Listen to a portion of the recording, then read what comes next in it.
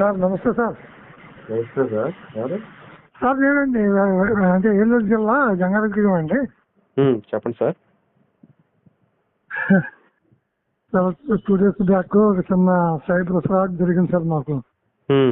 అది అంటే మన గ్రూప్లో ఫస్ట్ నుంచే ఫాలో అవుతున్నాను. నేను చాలా మందికి నేను ఎడ్యుకేట్ చేశాను. తర్వాత మన సార్ మెసేజ్లు వింటున్నాను. అన్నీ తెలిసి కూడా నేను చిన్న తప్పు చేసేసాను సార్. ఏం తప్పు చేశారు సార్? నాది జ్యూస్ సెంటర్ అండి. జ్యూస్ సెంటర్ అయితే చెరుకు జ్యూస్ అయ్యి బత్తాయి జ్యూస్ చేస్తుంటాను. ఓకే. కుర్రోడు వచ్చాడండి. కుర్రోడు వచ్చి ఒక 5 లీటర్ల చెరుకు రసం కావాలండి అని అన్నాడు. కూర్చొని చేస్తానని చెప్తున్నాను. అన్న తర్వాత సార్ ఒక నిమిషం అండి, నేను హాస్పిటల్ స్టాఫ్ మా వాళ్ళకి అది అల్లం నిమ్మకాయ కావాలేమో అడుగుతానండి, ఒకసారి మీకు ఫోన్ ఇవ్వరా అని అన్నాడు. అక్కడ నేను డౌట్గానే చూసాను సార్. నాకు ఫోన్ వచ్చి ఛార్జింగ్ అయిపోయింది సార్, మీ నెంబర్ మీరే డైల్ చేయండి అని అన్నాడు. సరే కదా కస్టమరే కదా అని చెప్పి నెంబర్ డైల్ చేసి ఇచ్చాను సార్. ఇచ్చిన తర్వాత మాట్లాడాడు, నా ముందే మాట్లాడాడు. మా పక్కన మా మిసెస్ కూడా ఉన్నారు. మాట్లాడాడు. నేనేమో జ్యూస్ తీస్తున్నాను. ఒక 1 minute లో మాట్లాడి మళ్ళీ నాకు ఫోన్ రిటర్న్ ఇచ్చాడు. ఇచ్చి సార్ ఒకసారి లాక్ ఓపెన్ చేయండి అని అన్నాడు. కట్ అయిపోయిందామని మళ్ళీ నేను లాక్ ఓపెన్ చేశా. నేను ఈ అడవుల్లో ఉంది. మళ్ళీ 1 minute లో మళ్ళీ నా ఫోన్ నాకు ఇచ్చాడు. ఇచ్చేసి ఆ జ్యూస్ కి డబ్బులు ఇచ్చేసి సార్ 1 నిమిషంలో నేను మళ్ళీ వస్తాను తీస్తాను అని చెప్పి వెళ్ళిపోయి సార్. జ్యూస్ కూడా డబ్బులు ఇచ్చాడు 5 లీటర్లకి? 5 లీటర్లు డబ్బులు ఇచ్చాడండి. తీసుకెళ్ళాడు 5 లీటర్లు? తీసుకెళ్ళలేదండి. మళ్ళీ జస్ట్ ఇప్పుడే వస్తానని చెప్పి వెళ్ళిపోయాడు. వస్తాడు కదా, ఇలా కస్టమర్స్ ఇంకా ఉన్నారు. నేను ఆ కస్టమర్స్ చూసుకుంటూ వాటి కోసం వెయిట్ చేస్తుంటే పావు గంట అయినా అరగంట అయినా రావట్లేదు. ఇలా మా మిస్సెస్ ఉన్నారు, ఏమంటే అబ్బాయి రాలేదు కదా ఫోన్ చేయండి అంది. ఫోన్ చేయండి అంటే ఫోన్ నెంబర్ లేదు కదా అన్నాను. అలా ఉంది. లేదు అబ్బాయి ఇందాక ఏదో ఫోన్ చేసుకున్నారు కదా దానికి చేయమని అంది. కరెక్టే కదా అని చెప్పి ఆ నెంబర్కి ఫోన్ చేస్తే అదేదో హిందీలో వస్తుంది. అది ఆ నెంబర్ ఎక్కడ కాదు. అదే నాకు ఏమంటే డౌట్ వస్తుంది. డౌట్ వచ్చేసి తప్ప నేను ఓపెన్ చేసి చూసుకుని ఫోన్పే అన్ని చెక్ చేసుకుంటే 27,000 లాగేసాడు.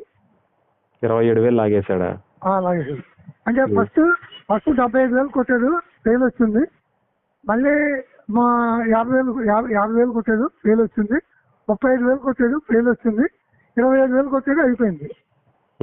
మళ్ళీ తర్వాత 12,000 కొట్టాడు, అవ్వలేదు. ఎందుకంటే అంతకుముందు మా అక్కకి నేను ఒక 50,000 కొట్టాను, ఆ అన్నయ్యకి ఒక 20,000 కొట్టానండి. ₹1,00,000 లిమిట్ అయిపోయింది. ఇంకా అవ్వలేదు. ఇంకా లేకపోతే మొత్తం లాగే ఊచేసోడే. అప్పుడు ఎమ్మటి నేను తేరుకుని సైబర్ క్రైమ్ కి నేను ఎమ్మటిని ఇన్ఫార్మ్ చేసి కేసు ఫైల్ చేశానండి. ఫైల్ చేశాను. కానీ ఇంకా అదే మీకు చెప్తాము. ఎందుకంటే ఇది ఎంత తెలుసున్నా ఏదో అప్పుడు ఎంత ఇదిగా ఉన్నా ఏదో ఎప్పటికీ లాగేస్తారండి. అవునవును. ఎందుకంటే మనం ఏమనుకుంటాం, కస్టమర్స్ ఏమో అనుకుంటాం. సో దీన్ని బట్టి అర్థమైంది ఏంటంటే, ఇప్పుడు నేను ఈ వాయిస్ యాక్చువల్ గా రికార్డ్ అవుతుంది. ఫౌండర్స్ అందరికి నేను ఏం చెప్తానంటే, అంటే ఈ ఆడియో వింటే వాళ్ళకి అర్థమైపోయింది, ముక్కు మోహన్ తెలియని వాళ్ళకి ఎవ్వరికి కూడా ఫోన్ ఇవ్వకూడదు. అంతే అండి, ఇవ్వకూడదు. ఆడు చచ్చిపోతున్నా సరే ఫోన్ నెంబర్ ఎవరికి ఫోన్ చేయకూడదు. చచ్చిపోయిన ఇవ్వదండి. అంతే అంతే. నేను నెలలో కష్టపడిన ఆదాయం 1 సెకండ్ లాగేసేదండి. 25,000 నెలంతా కష్టపడితే వచ్చేది నాకు 25,000-30,000 వస్తుందండి. అదేలేండి. నేను నా భార్య కష్టపడితే వచ్చేది 25,000-30,000 వస్తుంది. అన్ని పోయి. Okay okay. జంగారెడ్డి అది కూడా 25,000 కూడా కష్టమేండి. కష్టమేలేండి. జంగారెడ్డి కూడా తమరిది? అవునండి. అవును సార్. Okay okay. జాగ్రత్త సార్. ఇక ఎవ్వరికి ఫోన్ ఇవ్వకూడదు అనే విషయం మీకు అర్థమైంది. అవును సార్. అవును సార్. నేను చెప్పానండి, ఎంతో మందికి చెప్పాను, ఇవ్వద్దని చెప్పాను. కానీ నేనే పడిపోతారు అంతే. ఇక అందుకే సార్ నేను అనేది సైబర్ క్రైమ్స్ గురించి ఎందుకు చెప్తానంటే, పిచ్చోన్నయ్య చెప్పను నేను. లేదు సార్, నిజంగా హ్యాట్స్ ఆఫ్ అండి మీ ప్రోగ్రామ్ కి. నిజంగా మన సార్ పెద్ద సార్కి మీకు నిజంగా మీకు ఎంత చేసినా తక్కువ, ఎంత చెప్పినా తక్కువే అండి. ఎందుకంటే కొన్ని వేల మంది, కొన్ని లక్షల మంది ఎడ్యుకేట్ అవుతున్నారు. కొంతమంది అయినా దీని నుంచి తప్పుకుంటే అది సంతోషమే కదా సార్. అంతే కదా సార్. ఇప్పుడు నేను ఏం ఆలోచిస్తానంటే, ఈ వాయిస్ వినడానికి వీళ్ళకి టైం ఉండదు. ఎవరన్నా ఇదిగో అయిపోయింది, అదిగో అయిపోయింది అని చెప్పి 1-2 గంటల వీడియో పెడితే ఆ వీడియో వింటారు. కానీ 10 నిమిషాల సేపు ఇది విన్నారనుకోండి, వాళ్ళ జీవితంలో చాలా నేర్చుకున్నట్టు ఉంటది. అవునండి. వాస్తవంగా ఇలాంటి ఆడియోస్ అన్ని కూడా ఫ్యామిలీ గ్రూప్స్ లో, ఫ్రెండ్స్ గ్రూప్ లో షేర్ చేస్తే ఏమైందంటే, అందులో ఎవడైతే ఈ ఆడియో వింటాడో వాడి జీవితంలో తప్పు అనేది చేయడు.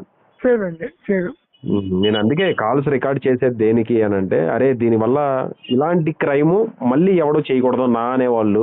అవునండి. అనేదానికి. అవునండి. జాగ్రత్త సార్. సైబర్ క్రైమ్స్ అనేవి దాని నుంచి తప్పించుకోలేకపోతున్నారు. కొత్త కొత్త క్రైమ్స్ వస్తున్నాయి. అవునండి. అవునండి. ఓకేనా? అవును సార్. Thank you sir.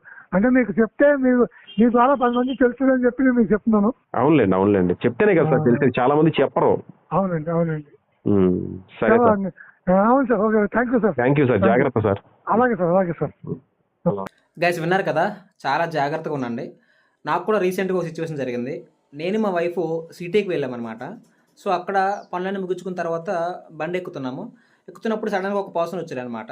వచ్చి ఏదో తెలిసిన వాళ్ళు అడుగుతున్నట్టుగా ఫోన్ అడిగాడు. ఒకసారి ఫోన్ ఇవ్వండి, కాల్ చేసుకుంటానని, అంటే కమాండింగ్ చేస్తూ అడిగితే మా వైఫ్ని అడిగాడు అనమాట. సో నాకు డౌట్ వచ్చి నేను బండి మీద ఉన్నవాడిని దిగాను. తను కూడా ఆల్మోస్ట్ బైక్ ఎక్కేసింది. ఇప్పుడు ఇద్దరం బైక్ మీద ఉండి వాడికి ఫోన్ ఇస్తే వాడు పట్టుకెళ్ళిపోతే వాడి వెనకాల మనం పరిగెట్టలేమని చెప్పేసి నాకు ముందుగానే డౌట్ వచ్చి నేను బైక్ దిగాను. మా వైఫ్ ఫోన్ ఇవ్వలేదు, నా ఫోన్ ఇచ్చాను అనమాట కాల్ చేసుకోమని. ఈవెన్ ఆయనకు ఫోన్ ఇవ్వలేదు, నెంబర్ టైప్ చేశాను నేనే. నెంబర్ చెప్పానంటే నెంబర్ చెప్పాడు.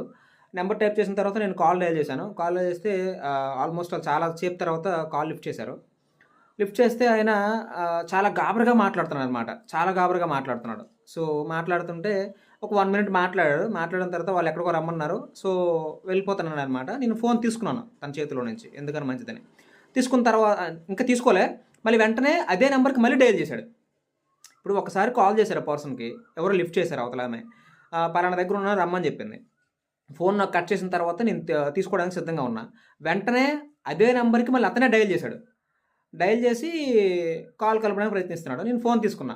ఫోన్ తీసుకుంటే మళ్ళీ ఒకసారి ఫోన్ చేయండి అన్నాడు. సరే మళ్ళీ కాల్ చేశా. మళ్ళీ కాల్ చేస్తే ఎప్పటికీ కాల్ లిఫ్ట్ చేయట్లేదు అనమాట. నేను వెంటనే కాల్ కట్ చేసి బండి ఎక్కువచ్చేసి వెంటనే వచ్చాను అనమాట. అంటే చాలా భయం వేస్తుంది నాకు ఆ రోజు. ఎందుకంటే ఎవడో తెలియదు, సిటీలో ఉన్నాము, ఫోన్ పట్టుకుని పరిగెడితే ఏంటి పరిస్థితి. సో ఆ ఆడియోలో కూడా మీరు విన్నారనమాట. సో ఆయన చాలా క్లియర్గా చెప్పడం జరిగింది, మీరు ఎట్టి పరిస్థితులు కూడా అవతల వాళ్ళకి ఫోన్ ఇవ్వకండి. ఒకవేళ డయల్ చేయాల్సిన అవసరం వస్తే మీ చేతిలోనే ఫోన్ ఉంచుకొని స్పీకర్ ఆన్ చేసి మాట్లాడమని చెప్పండి. స్పీకర్ ఆన్ చేయండి, మాట్లాడమని చెప్పండి. కొన్ని సందర్భాలు ఏంటంటే అవసరానుసారం కొన్ని సందర్భాల్లో మనం మరీ అంత కఠినంగా ఉండలేం. అటువంటిప్పుడు ఏంటి అంటే ఎవరైనా మిమ్మల్ని ఫోన్ అడిగితే సిటీలో కానీ ఎక్కడైనా ఫోన్ డయల్ చేయండి, కానీ స్పీకర్ ఆన్ చేయండి. స్పీకర్ ఆన్ చేసి మాట్లాడమని చెప్పండి. ఎట్టి పరిస్థితుల్లో అవతల వ్యక్తికి చేతికి ఫోన్ అయితే ఇవ్వమాకండి. ఓకే.